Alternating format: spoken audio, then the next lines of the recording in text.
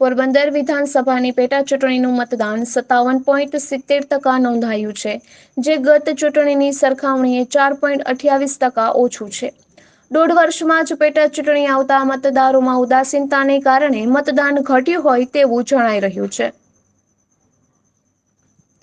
પોરબંદર વિધાનસભા બેઠકના કોંગ્રેસના ધારાસભ્ય અર્જુન મોઢવાડિયાએ રાજીનામું આપ્યા બાદ કોંગ્રેસ છોડી ભાજપમાં જોડાયા હતા.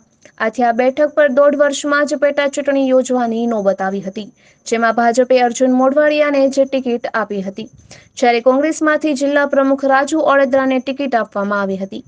કુલ આ બેઠક પર 6 ઉમેદવારો મેદાનમાં હતા.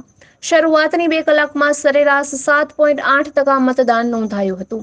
ત્યારબાદ મતદાનમાં વેગ આવ્યો હોય તેમ 9 થી 11 સુધીમાં 11.91% અને 11 થી 1 સુધીમાં 12.54% મતદાન નોંધાયું હતું. ત્યારબાદ ગરમીને કારણે મતદાનમાં ઘટાડો થયો હતો. જોકે મતદાન પૂર્ણ થતાં 57.70% મતદાન નોંધાયું છે. ગત વિધાનસભાની ચૂંટણીમાં 61.98% મતદાન નોંધાયું હતું. આમ ગત સામાન્ય ચૂંટણીની સરખામણીએ પેટા ચૂંટણીમાં 4.28%નો ઘટાડો નોંધાયો છે. આ વખતે પણ તંત્ર અને રાજકીય પક્ષો દ્વારા વધુમાં વધુ મતદાન થાય તેવા પ્રયાસ કર્યા હતા. તેમ છતાં ચૂંટણીના દિવસ સુધી મતદારોમાં ઉદાસીનતા જોવા મળી હતી, જેની અસર મતદાન પર થઈ છે.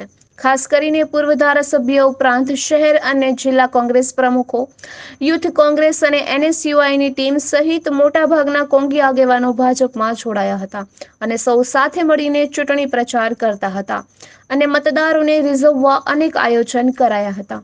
ત્યારે આ બેઠક પર ખૂબ ઊંચું મતદાન થાય તેવી આશા હતી, પરંતુ આટલા પ્રયાસો છતાં ગત ચૂંટણી કરતાં પણ મતદાનમાં ઘટાડો થતા પ્રજાએ પોતાનો ચુકાદો ઓછું મતદાન કરીને જ આપ્યો હોય તેવું જણાઈ રહ્યું છે. પોરબંદર વિધાનસભા સીટમાં 1,34,614 પુરુષો અને 1,29,607 સ્ત્રીઓ તથા થર્ડ જેન્ડર સહિત 2,64,226 મતદારો છે, જેમાંથી 83,060 પુરુષ અને 69,398 પુરુષ તથા થર્ડ જેન્ડર મળીને 1,52,460 મતદારોએ મતદાન કર્યું હતું. જોકે આ વખતે વિધાનસભાની ચૂંટણી જેવો માહોલ બન્યો જ ન હતો અને પ્રથમથી જ એકતરફી ચૂંટણી હોય તેવું વાતાવરણ જોવા મળતું હતું. આથી આ બેઠકનું પરિણામ તો અપેક્ષિત જ છે અને કોઈ ઉલટફેર વિધાનસભાની પેટા ચૂંટણીમાં પણ જોવા મળે તેવું લાગતું નથી.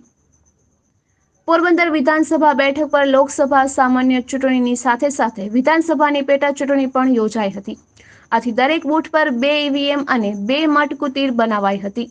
મતદાર એક EVMમાં મત આપ્યા બાદ બઝર વાગ્યા પછી બીજા EVMમાં મત આપી શકતા હતા, પરંતુ 205 મતદારો એવા પણ હતા જેને લોકસભામાં મતદાન કર્યું હતું, જ્યારે વિધાનસભામાં નહીં.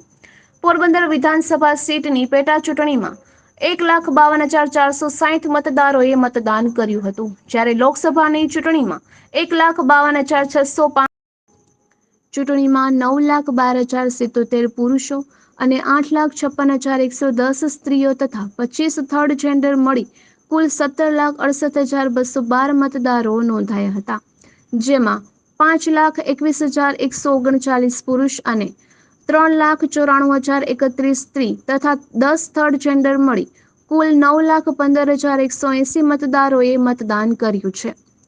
ઉનાળાની આકરી ગરમી અને બીજી તરફ કોઈ ખાસ રાજકીય મુદ્દા વગર લડાયેલ આ ચૂંટણીમાં 51.76% જેટલું કંગાળ મતદાન થયું છે.